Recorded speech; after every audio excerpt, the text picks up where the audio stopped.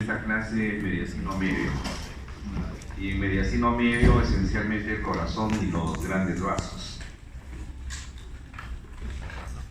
Ya han visto que en el mediastino medio la presencia del pericardio fibroso hacía que se dividiera en mediastino anterior, medio y posterior, ¿verdad?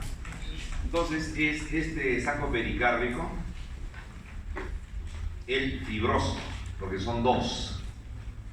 El que se muestra por fuera a la hora de abrir el pecto, vamos a ver primero el pericardio fibroso, y por dentro va a estar el pericardio seroso. Hay dos pericardios.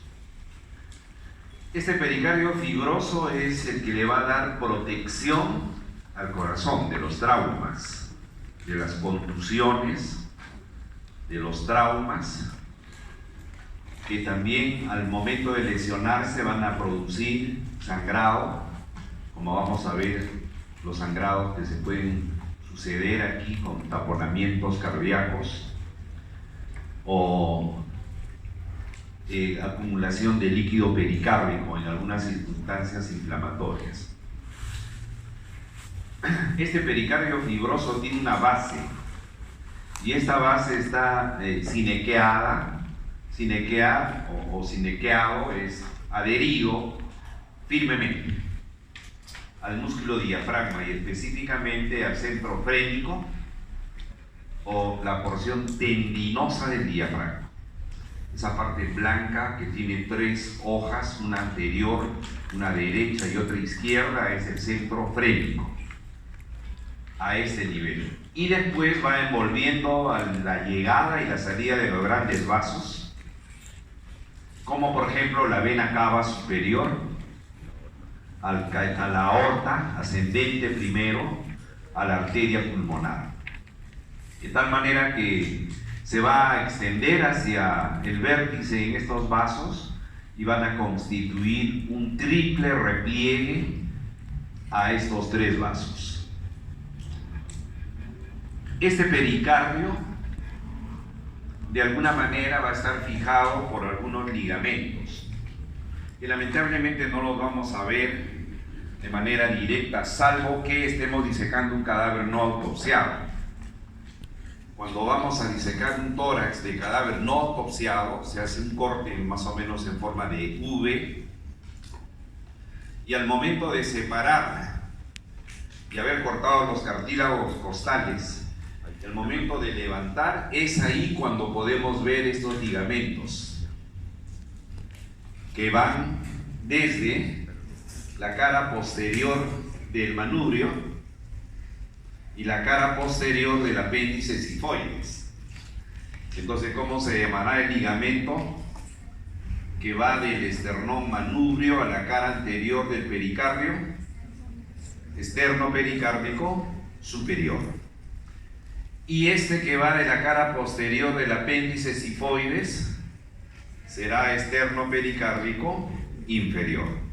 Y como va de la cara posterior del apéndice sifoides, también le llaman sifopericárdico o sifopericárdico. Son los dos ligamentos que podríamos verlo en esa circunstancia. Sin embargo, hay otros ligamentos que vienen desde la columna vertebral hacia la parte superior de este pericardio fibroso. Y ahí vamos a tener a estos ligamentos vértebro-pericárdicos. Uno superficial, podríamos decir anterior, y el otro posterior. En realidad estos dos son tejidos o tractos de tejido conjuntivo que los va a unir. No es como un ligamento del miembro superior. Estos van a ser los medios de fijación.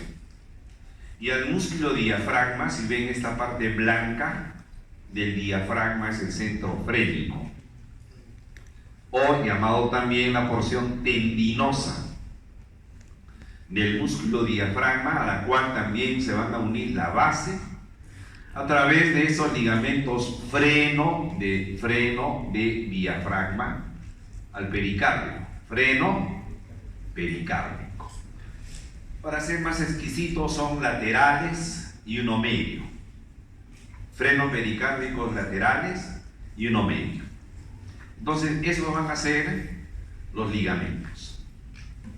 El pericardio estando ahí en el mediastino inferior y determinando los otros mediastinos, ¿qué relaciones va a tener este pericardio? Ojo, relaciones del pericardio hacia la cara anterior, hacia la cara anterior, hacia la cara posterior y hacia las partes laterales. Eso se puede verificar también en un cadáver que no esté autopsiado, que se mantengan los sacos pleurales, los pulmones e indemne el pericardio. Entonces, en la parte anterior, miren, estos son los fondos de saco pleural anterior, hacia el borde anterior del saco pleural, que lo va cubriendo parcialmente, no lo cubre del todo, solo parcial. Por eso se puede ver un poquito de pericardio fibroso.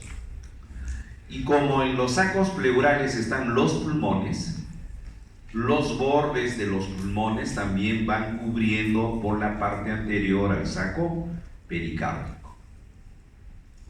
El timo, que va a encontrarse más bien hacia la parte superior, hacia el vértice del saco pericárdico. Las otras relaciones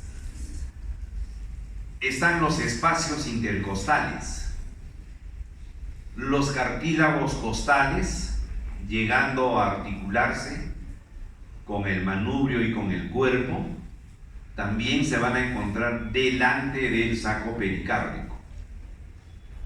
Y ya saben ustedes que en el mediastino anterior van descendiendo la arteria torácica medial, la arteria mamaria interna, acompañado de dos venas mamarias internas y la cadena ganglionar mamaria interna, es lo que contiene el mediastino anterior.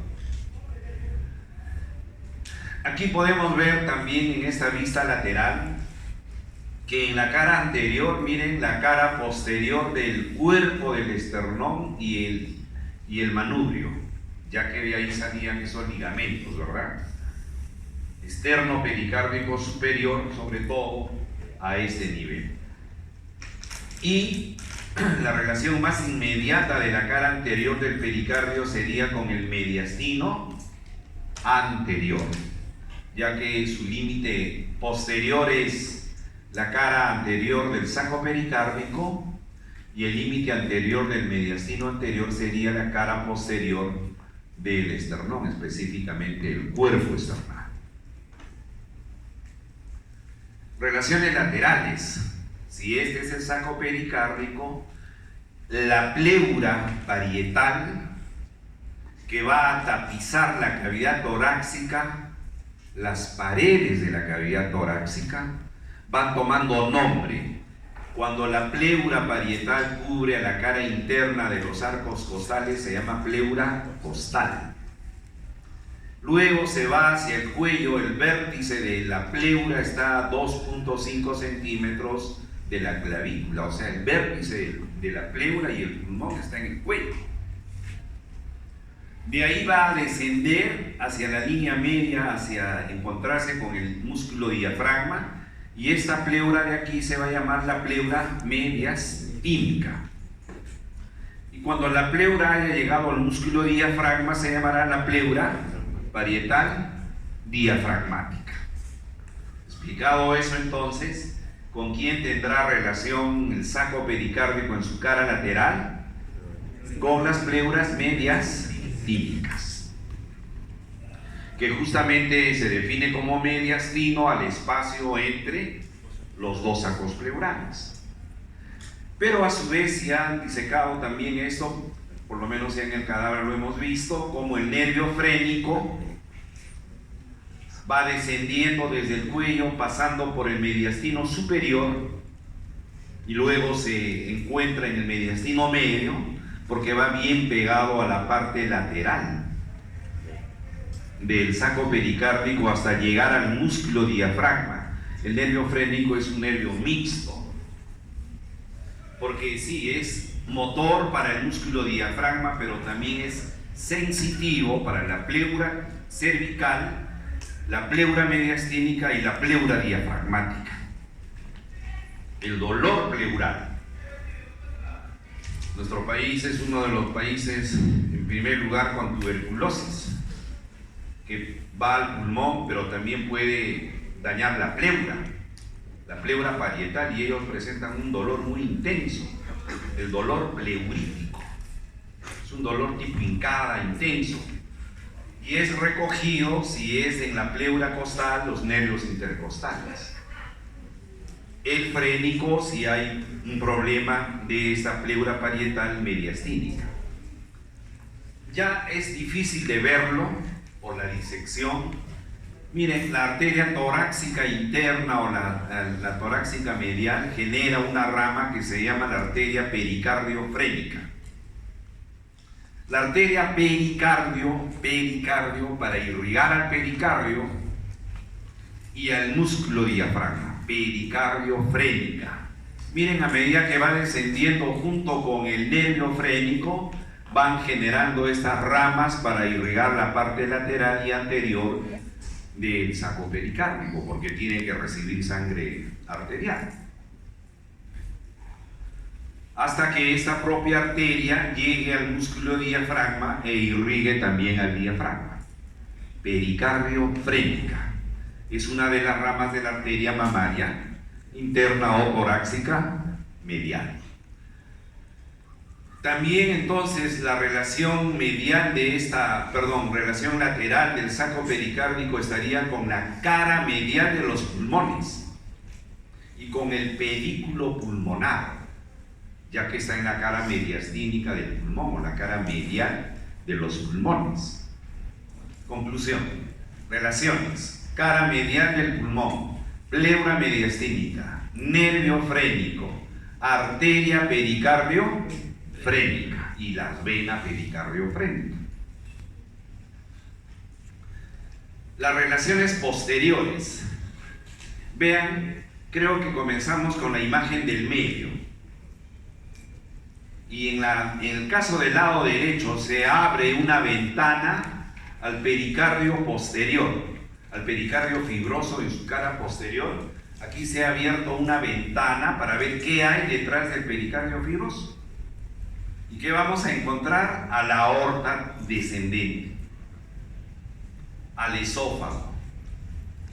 Cada vez que ustedes vean el esófago en el tórax y en el abdomen, siempre relaciónenlo con los dos nervios vagos, porque siempre están cerca al estómago. En caso del tórax, por el vago derecho, en el borde derecho del esófago, y el vago izquierdo hacia el borde izquierdo del esófago. El abdomen va a cambiar y eso ya es motivo de otra clase. En esta vista lateral confirmamos que una relación posterior del saco pericárdico es la aorta descendente, es el esófago. También está la tráquea. La tráquea, recuerden que va a terminar dividiéndose en los dos bronquios principales, siendo la carina el punto de división a nivel del ángulo esternal, a nivel de D4, a nivel del ángulo de Lewis. Y después, detrás del pericardio es que sucede la división de la tráquea en los dos bronquios principales, y también estará la carina y estarán estos ganglios subcarinales. Estos ganglios que ven debajo de la carina se llaman los ganglios subcarinales. Todo eso relacionado a la cara posterior. Les dije de que habían dos pericardios, uno fibroso y otro seroso. El de verde más claro es el pericardio fibroso, y el de verde un poquito más oscuro es el pericardio seroso, ¿no? Este pericardio seroso, el que va pegadito al miocardio, se llama epicardio. El epicardio, ¿no? Es el pericardio seroso visceral, porque está cubriendo a la víscera, al corazón. Y cuando haya llegado a una cierta altura a nivel de los grandes vasos, hace un repliegue y desciende, pero pegado al pericardio fibroso. Por eso no lo vamos a identificar al pericardio seroso parietal, que sería el otro. Pero lo que sí nos va a dejar entre los dos colores verdes uno blanco, el espacio pericárdico.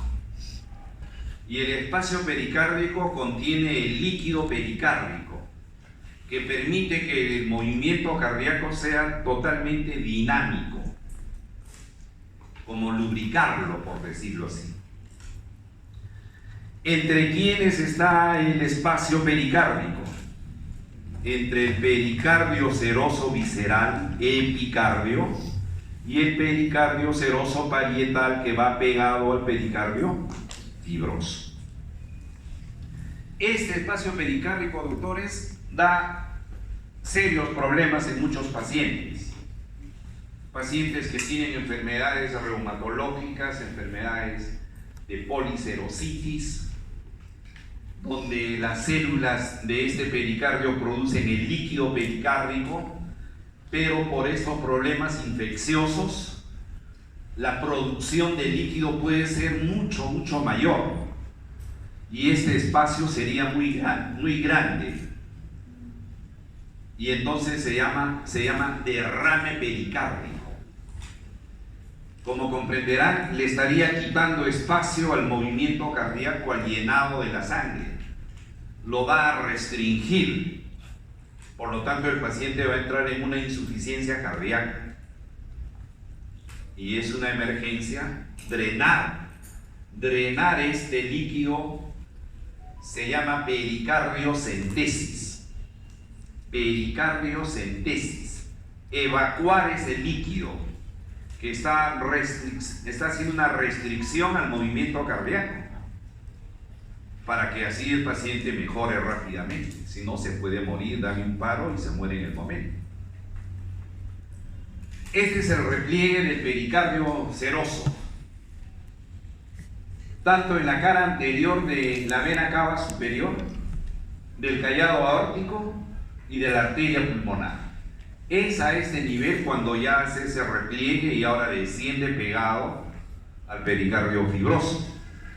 Y en la cara posterior, miren cómo va envolviendo aquí a la vena cava superior e incluso a la cara posterior, envolviendo la cara posterior de la aurícula derecha, también envolviendo al término de la vena cava inferior y rodeando a las 4 venas pulmonares.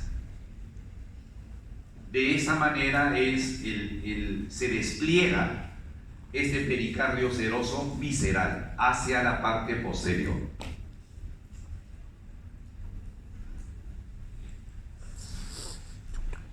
Pronto van a ir a rotar a los hospitales.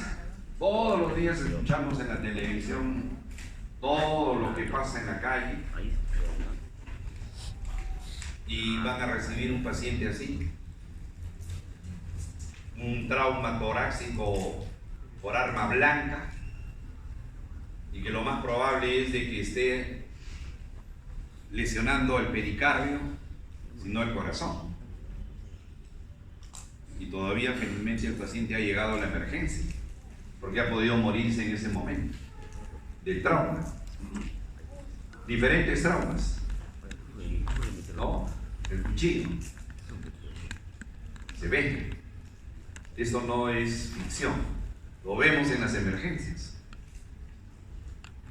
Hasta accidentes de trabajo, ¿no? Hace unos años, no sé, 8 o 10 años serán, había un trabajador que estaba construyendo esas rejas de fierro, y el señor se cae.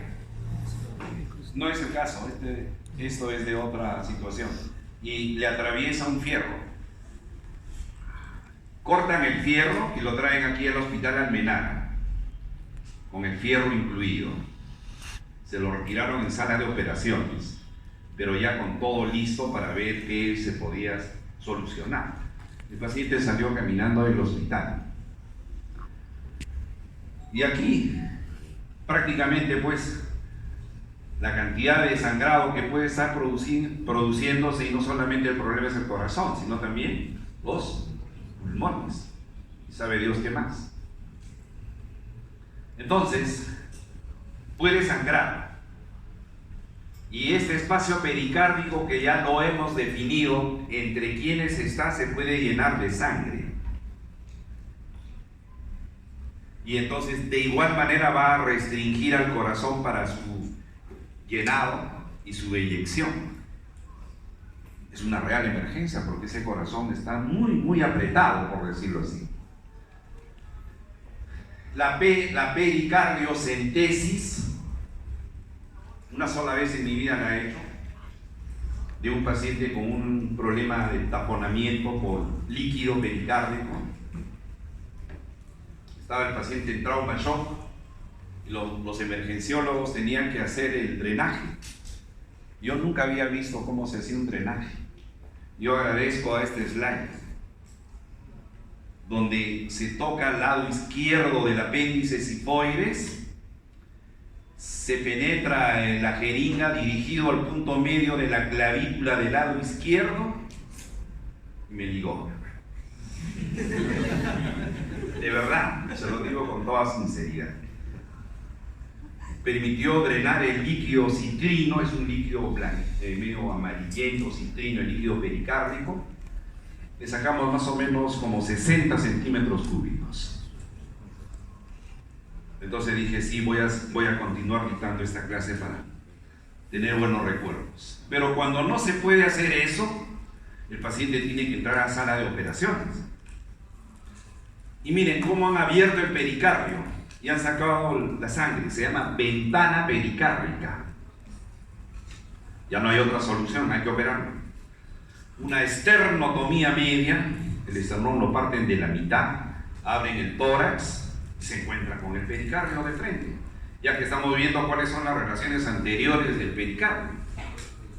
Ya entraron al mediastino anterior, ya están con la cara anterior del saco pericárdico y lo tienen que abrir. Ojo, cuando aperturen el pericardio, ¿qué hay que tener en cuenta acá? ¿Qué hay que tener en cuenta? El nervio frénico. Se entusiasma el cirujano, agarra la tijera y ¡fua! Corta todo el pericardio. ¿Con qué? ¿Con qué? Y ya tiene comprometido el hemidiafragma de ese lado. ¿Cómo lo va a sanar? Ya no lo puede sanar. Ya se cortó el nervio. Por eso es importante esa relación y por eso los cirujanos de tórax, cuando van a hacer esta ventana pericárdica, tiene un límite. No se vaya muy lateral porque ahí se puede comprometer este nervio frénico. Recibe irrigación tanto por la cara anterior, por la cara lateral y por la cara posterior. Tiene que estar irrigado el pericardio fibroso, donde la arteria más importante es la arteria torácica medial, la mamaria interna. De ahí salen las ramas. Tanto para la cara anterior, las arterias pericárdicas anterosuperiores, anteroinferiores, antero-inferior, ya que la mamaria interna está descendiendo por el mediastino anterior hacia el músculo diafragma, donde se va a dividir en la arteria musculofrénica y la epigástrica superior. Pero en ese descenso es que va dejando esas ramas. Cara anterior del pericardio entonces es irrigada por ramas de la arteria mamaria interna, pero la mamaria interna da esa arteria pericardiofrénica, esa es la que acompañaba al nervio frénico, y también va a irrigar a la parte lateral. Y la cara posterior de este saco pericárdico, ramas pericárdicas que salen de las arterias bronquiales, una derecha, dos izquierdas. Las ramas esofágicas. La aorta da ramas para el esófago torácico y de ellas salen ramas para irrigar al pericardio fibroso en la cara posterior. Por la cara anterior, por la cara lateral, por la cara posterior. También la mamaria interna es la principal arteria para irrigar al timo. Por eso miren que está a nivel del vértice del pericardio y prácticamente en el mediastino superior ya.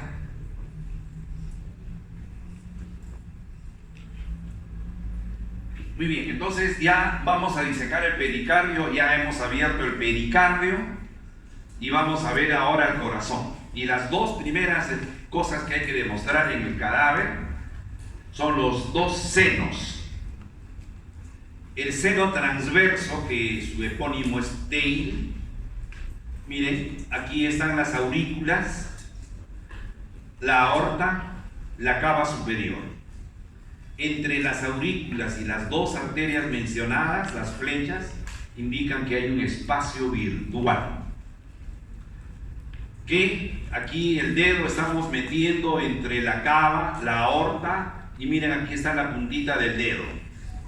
Pero mejor ponemos los dos dedos para demostrar que el seno transverso de Tail es un seno que está en el saco pericárdico por la presencia del corazón, que nos va a servir para ligar a la vena cava superior. Y el otro seno es el oblicuo de Haller. Aquí en el néter esta figura está bonita porque está jalada el corazón, y aquí se muestra la vena cava inferior cruzando al pericardio y llegar a la aurícula derecha, y estas son las dos venas pulmonares izquierdas, la superior y la inferior. La inferior es parte del límite del seno oblicuo. Los límites son la vena pulmonar inferior, la vena cava inferior abajo, la aurícula y el repliegue del pericardio. Cuando hemos disecado este cadáver, igual estamos levantando, simulando esto. Aquí está pintado la vena cava inferior y la vena pulmonar izquierda inferior.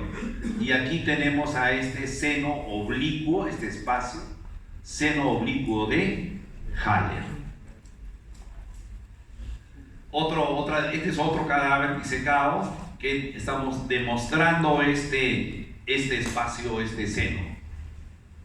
Cuando se saca el corazón, para ya estudiarlo individualmente, queda el pericardio posterior, donde se demuestra cómo la vena cava inferior ha atravesado el pericardio para llegar a la aurícula derecha, cómo las venas pulmonares también atraviesan al pericardio para llegar a la aurícula izquierda, tanto la vena cava superior, la aorta y la arteria pulmonar. Hemos sacado al corazón y aquí pueden tener a estas estructuras, ¿no? Las venas pulmonares, la arteria pulmonar derecha, la arteria pulmonar izquierda. Y esto va a ser la cara posterior del pericardio. Muy bien. Ya hablando propiamente del corazón en la morfología externa del corazón, estas son las características generales del corazón normal. Un promedio de 300 gramos es lo que pesa. Vamos a ver qué partes tiene. En todo caso, sus dimensiones: promedio de 12 centímetros, de 8 centímetros, promedio. Van a tener estas caras: una cara anterior o esternocostal, porque está en relación con el esternón y los cartílagos costales. Va a tener un vértice, una base hacia la parte posterior y bordes. Vamos a ver entonces la cara anterior. Acá, la cara anterior. ¿Quiénes forman la cara anterior del corazón? ¿Quiénes? Cara anterior de la aurícula derecha. 2. Cara anterior del ventrículo derecho. 3.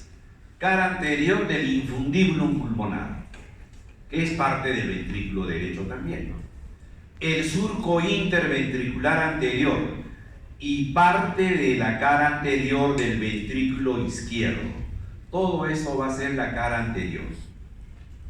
¿Quiénes? Cara anterior de la aurícula derecha, del ventrículo derecho, que incluye al infundibulum pulmonar o cono pulmonar, es el surco interventricular anterior y la cara anterior del ventrículo izquierdo.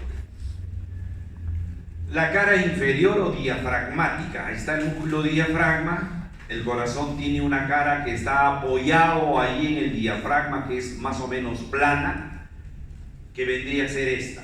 Si soltamos este corazón, va a caer aquí hacia la parte del pericardio y el músculo diafragma, y es aplanada. ¿Quién forma la cara diafragmática? Ustedes van a escuchar. El papá de alguien, el familiar de alguien dice que ha tenido un infarto en la cara diafragmática. Ha tenido un infarto. Y como ustedes ya están ahora aprendiendo un poquito más de la anatomía del corazón, ustedes le van a decir, ¿y infarto de qué cara? A ver, déjame leer. Dice cara diafragmática.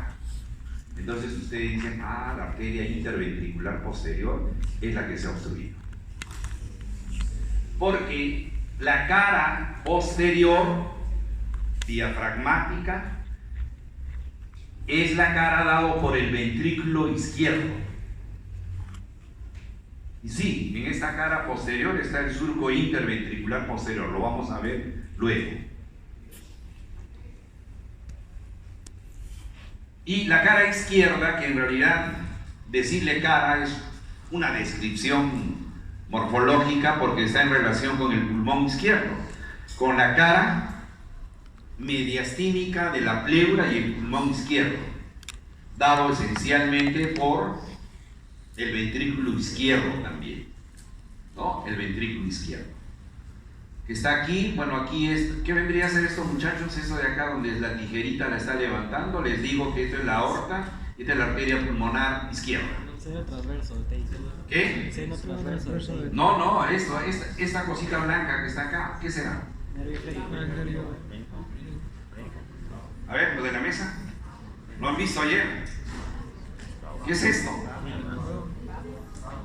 Nada. Rezago embrionario. ¿Qué rezago embrionario es ese? El ligamento. ¿El qué ligamento? El ductus arterioso, fibrosado. Este de acá, este de acá blanquito donde está la tijera. Ese era en el feto el ductus arterioso. Que ha quedado en el adulto fibrosado como una cuerda. Ligamento arterioso. Ligamento arterioso. La base del corazón, miren muchachos, desde aquí va la base. Límite superior, la división de la arteria pulmonar. Esta es una vista posterior. Este es el callado aórtico y la división de la arteria pulmonar es el límite superior. El límite inferior es el surco coronario, donde está el seno coronario. Los límites laterales son las siluetas de la aurícula izquierda y de la aurícula derecha. Todo esto es la base. ¿Quién forma la base? La aurícula izquierda. ¿Quién forma la cara diafragmática? ¿Quién forma la cara pulmonar? ¿Quiénes forman la cara anterior del corazón? ¿Quiénes forman y cuáles son los límites de la base del corazón? Y el ápex, el vértice, el ventrículo izquierdo. El vértice es el ventrículo izquierdo, que normalmente en un corazón normal debería estar por dentro de la línea media clavicular, en el quinto espacio intercostal. Cuando las personas son delgadas, uno puede observar el tórax del paciente y uno puede ver el choque de la punta del corazón. Semiológicamente, cuando ustedes lleven el curso de semiología, les van a enseñar a examinar el corazón. Van a poner el dedito ¿dónde? En el quinto espacio intercostal, por dentro de la línea media clavicular, y van a sentir el latido del vértice. Si ustedes determinan que el vértice está en el sexto, séptimo espacio intercostal por fuera de la línea media clavicular, ese corazón está cardiomegálico. Un gran corazón, muy grande. No porque quiera mucho, sino porque está enfermo. Tiene insuficiencia cardíaca. Ya el miocardio está sufriendo demasiado, se ha dilatado y los ventrículos se han dilatado, son grandotes. está en un problema serio también por la insuficiencia cardíaca. Entonces, semiológicamente, les van a preguntar, a ver, joven, usted que ha llevado anatomía, ¿dónde se encuentra el vértice del corazón? ¿Qué le va a decir usted, señorita? ¿Octavo? No. Ah, ya, quinto. Quinto espacio intercostal por dentro de la niña. Eso no se olviden nunca, joven. Olvídense de que tiene 50 inserciones y relaciones. Olvídense. Eso es una aplicación que ustedes nunca se deben de olvidar. Los bordes. Esta es la silueta de la aurícula derecha. Va a formar el borde derecho del corazón. Este es el borde del ventrículo derecho, muy afilado. Es el borde inferior, hasta el vértice. Y de ahí va a ir hacia el borde izquierdo del corazón, dado por el ventrículo izquierdo y la aurícula izquierda. 3 bordes, 3 caras, 3 bordes, 4 surcos. Estas son las 2 aurículas por encima de los 2 ventrículos. Y estas dos estructuras van a estar separadas por un surco que rodea entre aurículas y ventrículos. Se llama el surco aurículo-ventricular, que si lo miramos por delante será el surco aurículo-ventricular anterior, y si lo vemos por detrás será el surco aurículo-ventricular posterior. Y por ahí van a transcurrir, van a pasar las arterias coronarias. Por eso a este surco aurículo-ventricular se llama surco coronario, donde vamos a ver el trayecto de la coronaria derecha y la coronaria izquierda y sus ramas. Surco coronario porque están las arterias coronarias. ¿Ven? Miren, ahí están las aurículas, los ventrículos, la coronaria derecha. Miren cómo transcurre por este surco como la circunfleja de la coronaria izquierda. Pero en fin, coronaria izquierda. Si vemos la cara anterior entre ventrículo derecho y el izquierdo, hay una separación externa que le llamamos el surco interventricular anterior. Y en este surco interventricular anterior, ¿qué hay? La arteria descendente anterior o interventricular anterior y la vena cardíaca mayor. ¿Ves? La vena cardíaca mayor. 2 elementos. Tampoco se olviden de esto, jóvenes. La arteria que más se obstruye en el corazón es la arteria descendente anterior o interventricular anterior. Es la arteria que más se infarta. Y si miramos la cara posterior, la cara diafragmática, igual vamos a ver un surco entre los 2 ventrículos, surco interventricular posterior. ¿Y cómo se llamará la arteria? Interventricular posterior o descendente posterior. Y la vena que la acompaña es la vena cardíaca media, que va a terminar drenando en el seno coronario. La arteria interventricular anterior se llama descendente anterior también. La arteria interventricular posterior se llama también descendente posterior. Vena cardíaca mayor, vena cardíaca media. Eso deberíamos de ver en los surcos. Y hay este aspecto de la cruz del corazón, la cruz cordis. Está entre el tabique interauricular, el surco coronario y la separación de los ventrículos. Lo cierto es que aquí que se encuentra el seno coronario. El seno coronario. Todo eso es la morfología externa más importante. Vamos a ver la morfología interna. Y no hay mejor cosa que compararlos, porque así lo van a aprender en un 2x3. Vamos a ver, miren la imagen. En esta imagen, esta es la aurícula derecha y miren la aurícula izquierda, chiquitita. Miren la aurícula derecha, tremendota. Eso tiene una razón. Que la aurícula derecha tiene posición más anterior que la aurícula izquierda. Esta es más anterior. Por eso se muestra más la aurícula derecha que la aurícula izquierda, solo por posición. Primera diferencia, ¿no? La aurícula derecha va a tener 6 paredes. En cambio, la izquierda va a tener 4 paredes. El grosor de la pared de la aurícula derecha, 1.5, la izquierda, 2.5.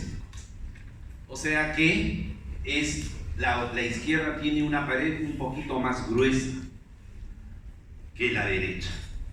Las presiones que maneja la aurícula derecha es de 0 y la izquierda más o menos llega hasta 15 milímetros de mercurio. En la pared superior de la aurícula derecha, ¿qué debemos de describir o qué debemos de ver? La desembocadura de la vena cava superior que no tiene válvula. No tiene válvula. Y a la altura de la desembocadura de la vena cava superior, el nódulo sinusal del sistema autónomo del corazón. Este es el nódulo sinusal, el marcapaso cardíaco, el nódulo de Keith y Plaque, que son miofibrillas especializadas en autogenerar una onda eléctrica. Y esa onda eléctrica que se despolariza en el músculo miocárdico y después se convierte en un efecto mecánico que es la contracción de los ventrículos. Aquí parte todo el movimiento autónomo del corazón. ¿Dónde está? Techo de la aurícula derecha. ¿A qué altura? Desembocadura de la vena cava superior que no tiene válvula. Y además, el origen de la cresta terminal. Esta se llama cresta terminal. Van a ver en la aurícula derecha 2 partes. Una que es totalmente lisa y al otro extremo, más allá de esto, totalmente irregular por la presencia de los músculos pectíneos. Sobre todo en la orejuela derecha. La orejuela derecha es más grande que la izquierda. La orejuela derecha tiene mayor cantidad de músculos pectíneos que la izquierda. La orejuela derecha está abrazando al nacimiento de la arteria aorta. La orejuela izquierda está abrazando al nacimiento de la arteria pulmonar. Si vemos la pared inferior de la aurícula derecha, acá, la llegada de la desembocadura de la vena cava superior, y que en su orificio tiene esta semiválvula, que es un repliegue del endocardio, y la desembocadura del seno coronario, que también tiene este repliegue del endocardio, que tiene una semiválvula de Tebecio, del seno coronario de Tebecio y esta de la vena cava inferior, la de Eustaquio. En la pared inferior. En la pared lateral, ahí está la orejuela, miren. La orejuela derecha. Comparándolo con la izquierda, hemos dicho que esta es más amplia, más grande, abrazando al nacimiento de la arteria aorta, con mayor cantidad de músculos pectíneos. La aurícula derecha tiene gran cantidad de músculos pectíneos en relación a la aurícula izquierda. Entonces, inmediatamente reconocen que es la aurícula derecha por estos músculos pectíneos. En la aurícula izquierda, miren, totalmente liso. Y se puede ver la orejuela izquierda abrazando al nacimiento de la arteria pulmonar con poca cantidad de músculos pectíneos. Y es chiquitito en relación con la orejuela del lado derecho. Compárenlo ahora. La pared medial, ¿no? La pared medial entre las 2 aurículas, dado por el tabique interauricular.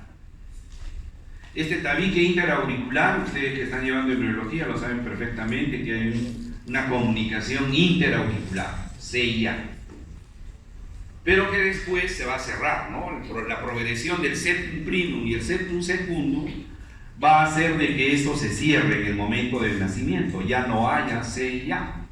Si eso no se cerrara, ya está en un serio problema el niño, porque va a tener un CIA, que van a tener, supongo yo, que operarlo, cerrar ese este orificio, ¿no? La fosa oval. ¿Qué queda en el corazón del adulto? La fosa oval. Y la fosa oval está circunscrita, rodeado por el limbo de la fosa oval. Es como un rodete, limbo de la fosa oval. Y en la pared medial del aurículo izquierda casi no se representa esta comunicación interauricular. En algunos se ve un pequeño repliegue y en otros no se ve nada.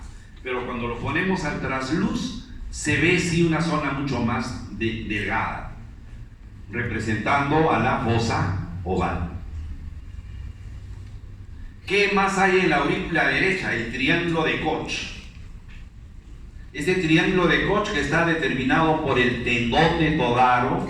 El tendón de Todaro es una estructura fibrosa del corazón. La desembocadura aquí del seno coronario con su válvula de Tevesio y la inserción de la valva medial de la tricúspide. Este es el triángulo y el contenido es el nódulo aurículo ventricular. Ahí está el nódulo aurículo ventricular. ¿Dónde estaba el nódulo sinusal? Techo, vena cava superior. Y el nódulo aurículo ventricular en la aurícula derecha, en el triángulo de Koch. Triángulo de Koch. En la pared anterior, la comunicación aurículo-ventricular, es decir, el espacio que hace que tenga un anillo fibroso.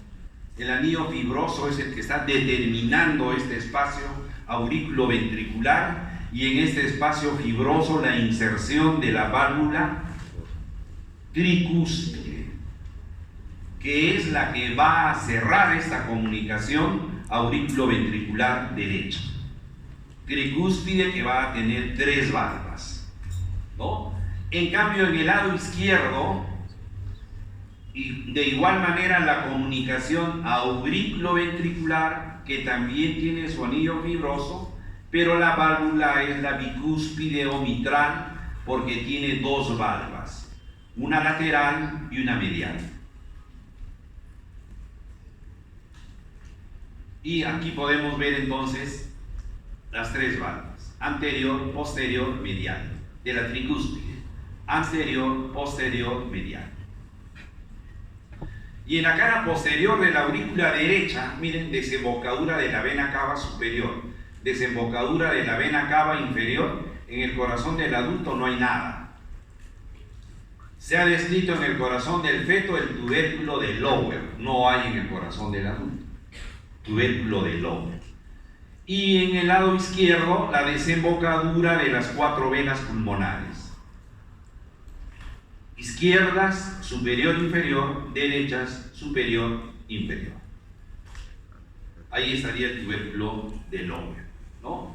Y en esta disección mostrando lo que corresponde aquí a la vena cava inferior, a la vena cava superior, y mostrando aquí la aurícula derecha. Ventrículos. También lo vamos a hacer comparativamente, es mejor. Miren el corte, ya pueden estar sacando conclusiones. ¿Cuál de ellos tiene la pared más gruesa? Si este es el izquierdo y este es el derecho. El izquierdo. Miren la cantidad de miocardio que tiene, 12 milímetros como promedio. Tiene 3 veces más de miocardio que el ventrículo izquierdo. ¿Por qué será? Porque cuando salga la aorta y tenga que llevar la sangre a todo el organismo, necesita una fuerza importante de que suceda la eyección, o sea, la salida de la sangre del ventrículo izquierdo por la aorta hasta todas las arterias del cuerpo. En cambio, el ventrículo derecho solo mide 4 milímetros, o sea, la tercera parte. Por eso se le llama cámara de alta presión al izquierdo y cámara de baja presión, porque la arteria pulmonar que salga de aquí va a llevar la sangre ¿a dónde?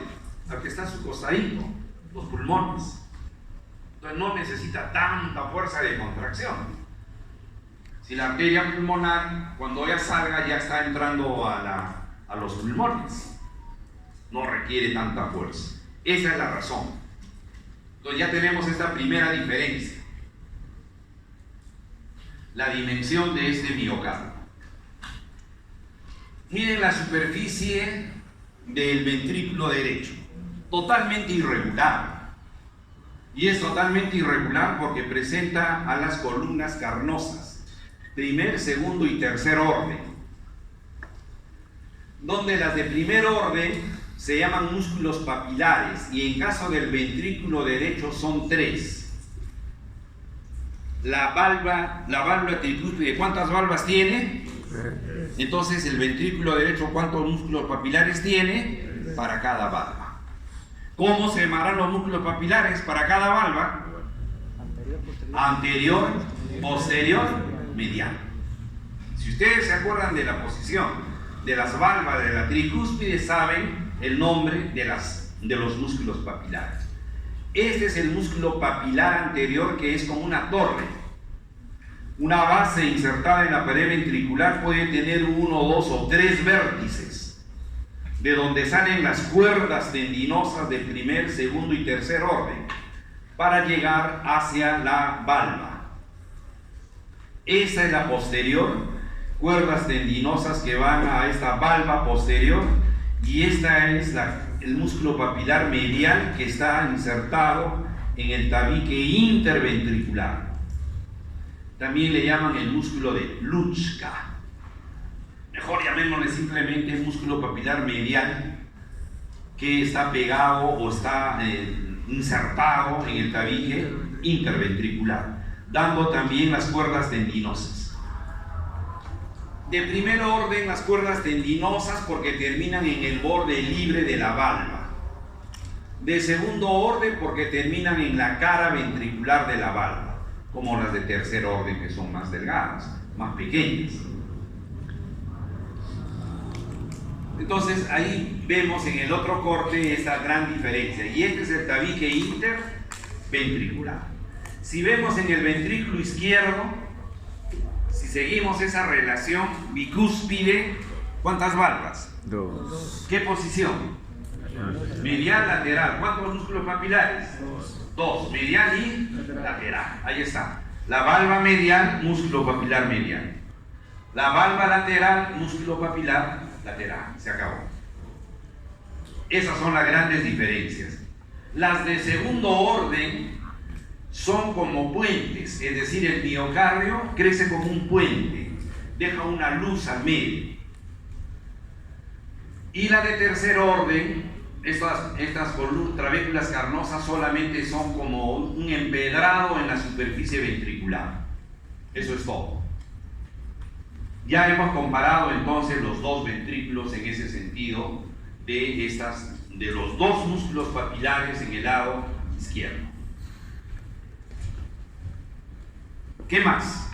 Miren esta estructura de acá.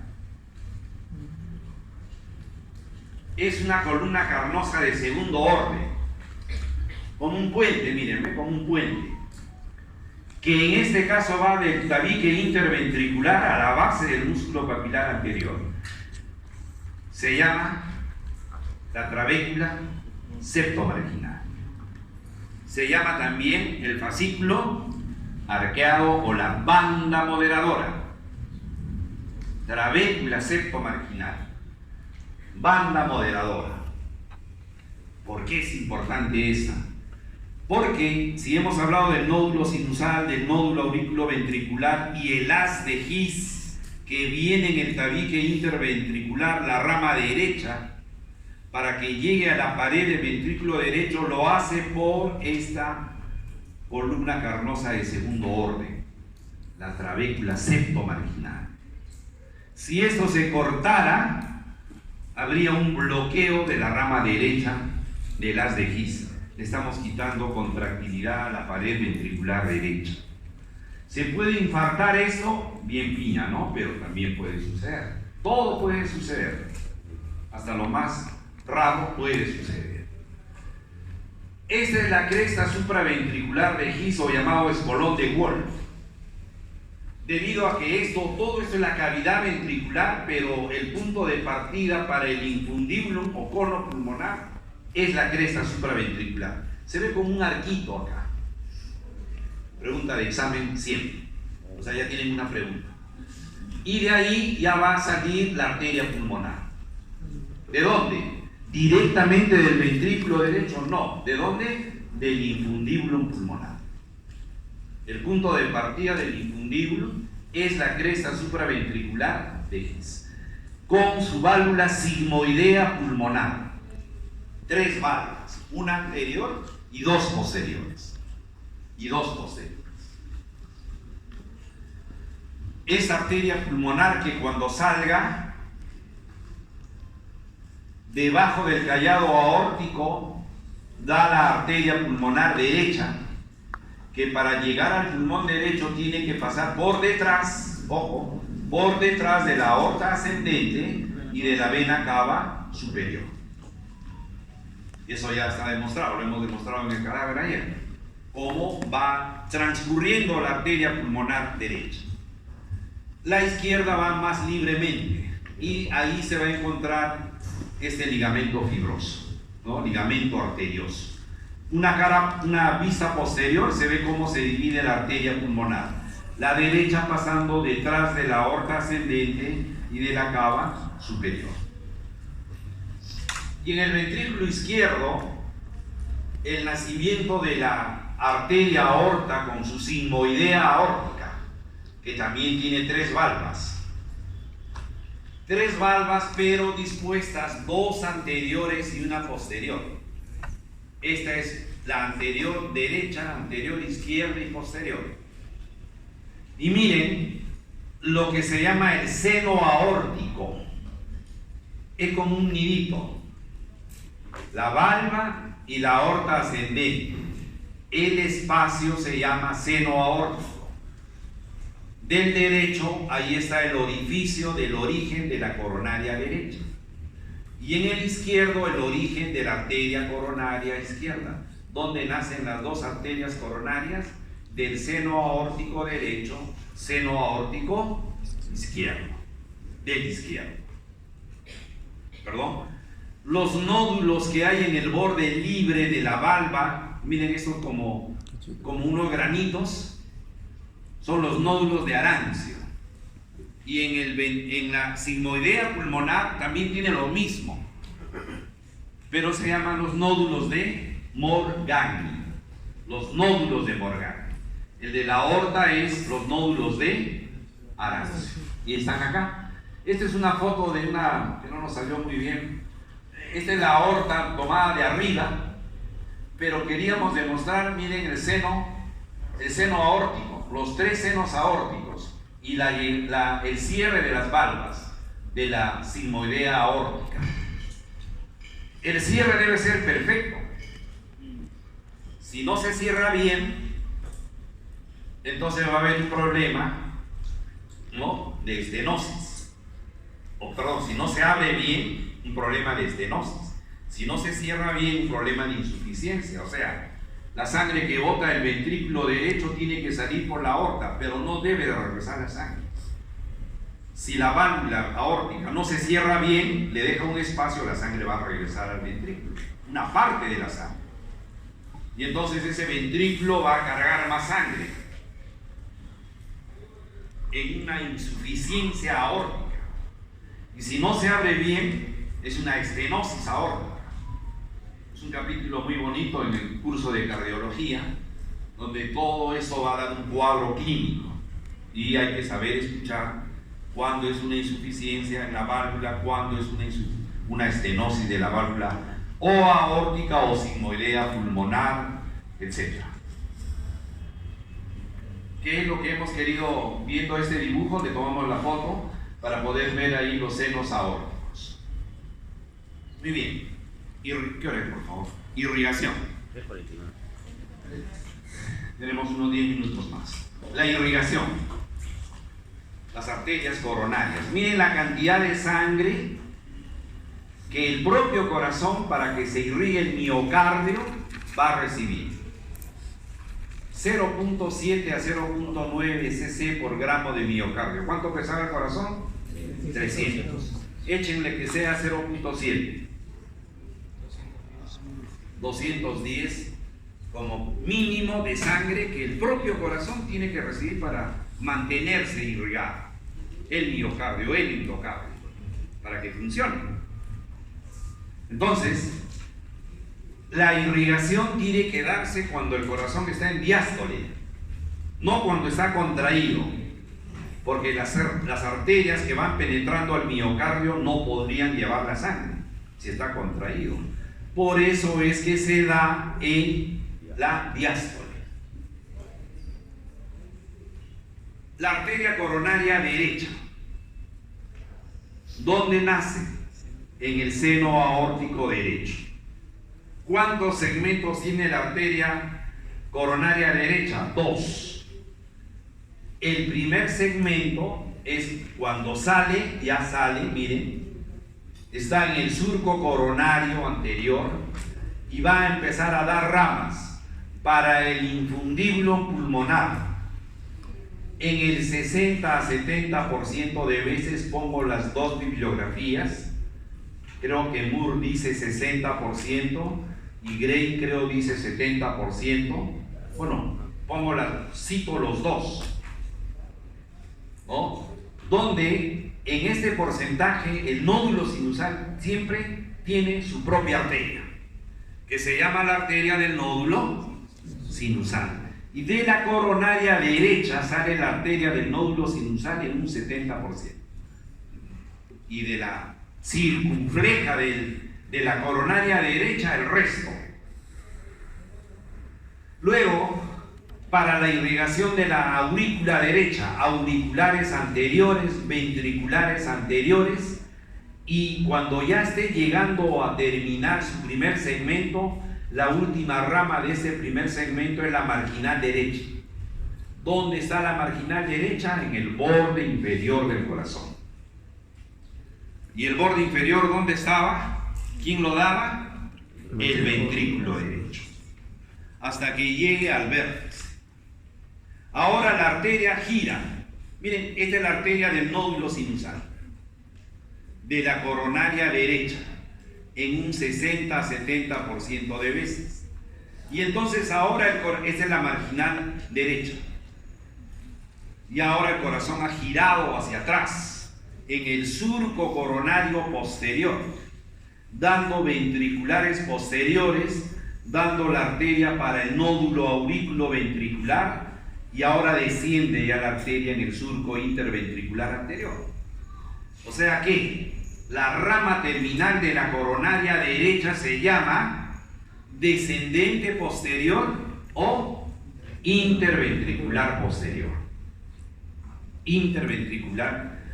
Esa es la interventricular anterior que invade hasta la cara diafragmática y se une con la descendente posterior. Como esta arteria descendente posterior en el 70% de veces es la continuación de la coronaria derecha, y cuando esta descendente posterior viene de la coronaria derecha se llama dominancia derecha. Si esta descendente posterior no hubiera o no sería la rama de la coronaria derecha y sería de la izquierda, ¿cómo se llamaría? Dominancia izquierda. Y si las dos coronarias dieran dos arterias descendentes, se llamaría codominancia. Codominancia. Miren, en este porcentaje es lo que se infarta la coronaria derecha. Otra vez, coronaria derecha. Miren, acá la coronaria derecha, dando las arterias para el infundíbulo pulmonar. Esta va a ser la marginal, la marginal derecha.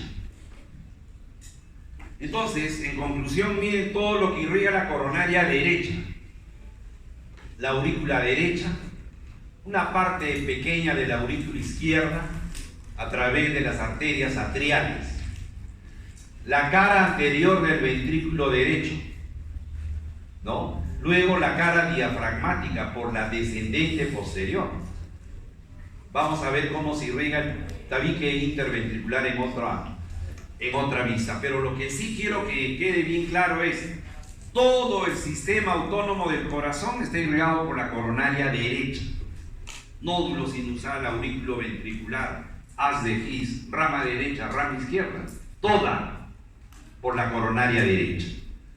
Y la coronaria izquierda, que es en su nacimiento del seno aórtico anterior izquierdo, es bien cortita en su trayecto. Y rápidamente se divide en dos ramas, miren, como una Y, ¿no? Ahí está la descendente anterior o interventricular anterior y la circunfleja.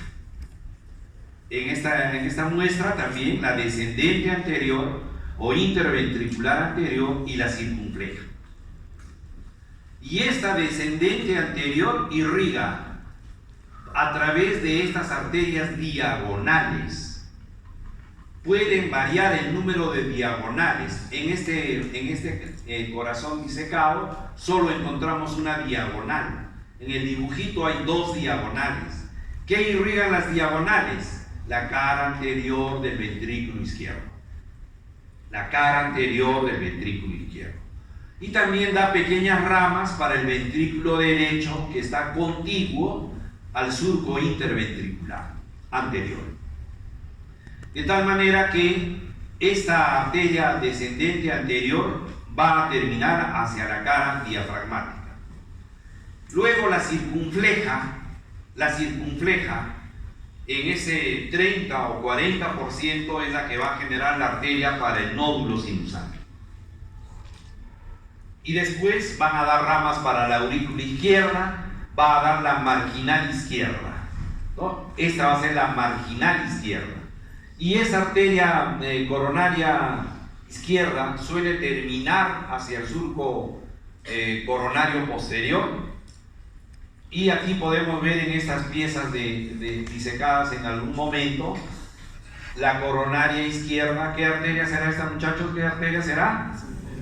La descendente anterior. Y estas tres diagonales. ¿Y esta arteria cómo se llamará? ¿Y la vena cómo se llamará? Cardíaca mayor. La que acompaña a la descendente anterior, miren, la cardíaca mayor, que miren cómo se va dilatando y atrás formará el seno coronario. El seno coronario. Otras fotitos de las disecciones que han habido, ¿no? Ahí está la arteria marginal izquierda en este caso, ¿no? Ramas ventriculares.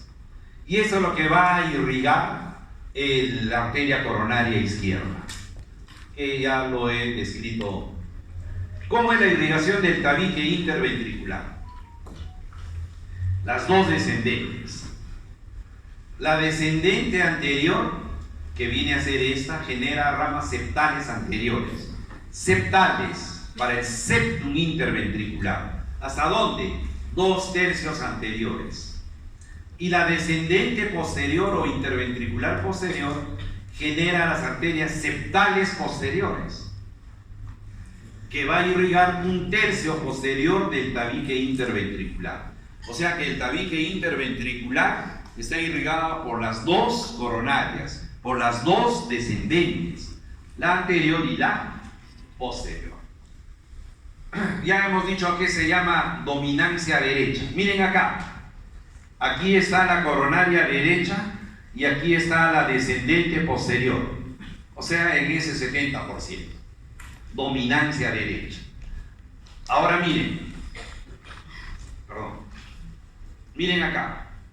La coronaria derecha terminó acá. Es la circunfleja la que va a dar la marginal izquierda y va a terminar como descendente posterior, la prolongación de la circunfleja. Y entonces se va a llamar dominancia izquierda. Y el corazón que tenga dos descendentes se va a llamar codominancia. Codominancia. Estas arterias coronarias, sus arterias coronarias, no ya la mía, ya estará un poquito obstruida seguramente. No sé si la de ustedes, porque tanto Kentucky y tanto pollo a la brasa. La íntima de las arterias se va depositando de ateromas, va cerrando la luz de la arteria hasta el día que se cierre completamente, y esa rama arterial dejará de irrigar un área del miocardio. producirá una isquemia del miocardio o un infarto de miocardio. El infarto es ya el cese de la irrigación, la muerte del miocardio de ese área, de esta rama arterial que va a irrigar un territorio determinado. Felizmente nuestros cardiólogos, si nos llevan rápido al hospital, nos pueden salvar la vida poniendo un stent, o sea, ellos colocan a través de la arteria femoral, van a colocar un stent que es como un tubito para pasar esta obstrucción y pase la irrigación. Y otras veces tienen que operarse. Ellos hacen una cineangiocoronografía, es decir, tienen una pantalla grande donde se ve dinámicamente la coronaria derecha, su rama, la coronaria izquierda, están viendo ahí dinámicamente y dicen aquí está obstruida. Entonces ellos planifican para hacer su bypass coronario. Ellos dicen, vamos a poner un puente arterial de la aorta, ¿no? Vamos a ponerle un puente de aquí a aquí. Abren el corazón, abren el pericardio, le sacan la safena interna o la mamaria interna y le hacen un puente arterial, miren, el puente arterial, para poder bypassear esa arteria que ya está obstruida. O cuando hay trombos, los cardiólogos hacen trombolisis, ponen unas sustancias que hacen que el trombo se deshaga y bueno, uno podría salvarse todavía. Entonces depende del tronco arterial que se obstruya, porque el paciente puede morirse en 1, 2, 3 y se murió. Así, de un momento a otro, se llama muerte súbita. Cuando ¿qué coronaria creen que se obstruya? ¿La derecha o la izquierda? Derecha. Derecho. ¿La izquierda o la derecha? ¿Quién irriga el sistema autónomo? La derecha. Si no hay nódulo sinusal, ¿va a poder vivir el paciente? Así le pongan lo que le pongan, no va a poder vivir. O sea, ya el nódulo sinusal no funcionaría, no tiene irrigación. Esa arteria del nódulo sinusal quedó bloqueada. El tronco de la coronaria derecha. Muerte súbita. El paciente dice, ¡ay! Ya se murió ahí. Ni tiempo para llamar a la ambulancia ni llevarlo a ningún lugar. Y así se ve en una patología el miocardio muerto, sin irrigación, ya no funciona, no se contrae. Insuficiencia cardíaca aguda. El drenaje venoso, esta es la vena interventricular anterior o cardíaca mayor, que está en el surco interventricular anterior, que va girando hacia atrás y ya se dilata para formar el seno coronario. Y este seno coronario va a recibir drenajes de otras venas. Se decía antes que el seno coronario se forma por la unión de la cardíaca mayor y esta venita que se llama la vena oblicua posterior, la vena de marcha. Esa vena está en el feto. En el adulto, una venita. O sea, no es que una tremenda vena se una con una venita y forme este tronco, este seno coronario. Está descrito de que es la dilatación progresiva de la vena cardíaca mayor. Y este seno coronario va a recibir, por ejemplo, a la vena oblicua posterior de marcha, de la cara posterior de la aurícula izquierda. Va a recibir a la marginal izquierda. Va a recibir a la vena cardíaca media, que es la interventricular posterior. Y va a recibir a la cardíaca menor, que viene en el surco coronario posterior directamente hacia el seno coronario. Aquí está. Esta es la vena cardíaca menor. Esta es la vena cardíaca media, la vena cardíaca menor. Esas son las tributarias del seno coronario. Todas esas son tributarias del seno coronario. Y aquí está este seno coronario recibiendo a la cardíaca media, ¿no? La cardíaca mayor, miren cómo se va dilatando, y tiene razón cuando describe que es la dilatación del seno coronario a este nivel. En esta foto que nos salió mal, pero esta es la vena cardíaca media y este es el seno coronario. El sistema autónomo, ya he hablado un poco de eso. El nódulo sinusal, a través de los fascículos internodales, se van a comunicar esta despolarización hacia el nódulo aurículo ventricular que está ¿en qué triángulo? De Koch, y luego sale el haz de His en el tabique interventricular, y este haz de His se divide en rama derecha que va ¿por dónde?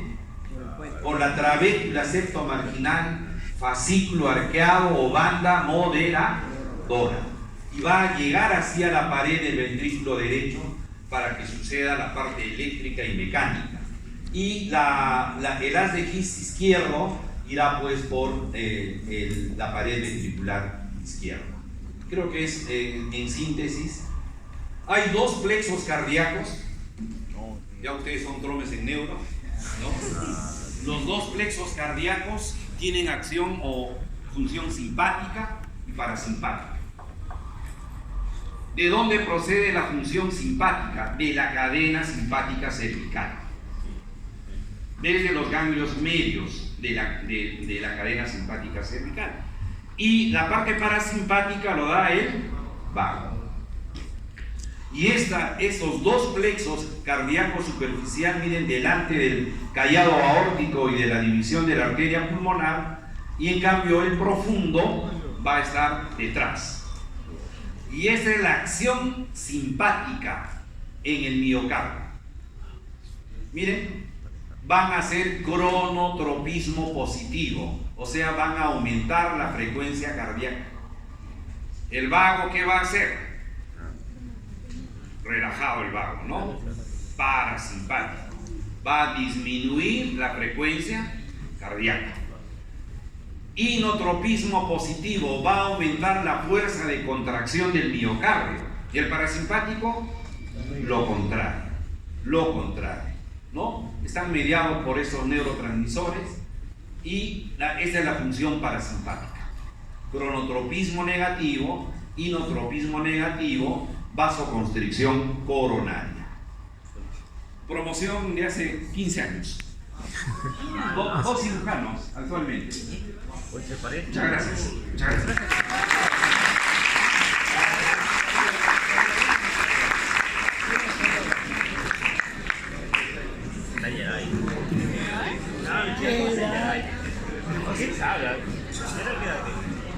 Hace 15 años mismo, ¿no? Pues sí, esa. Pregunta.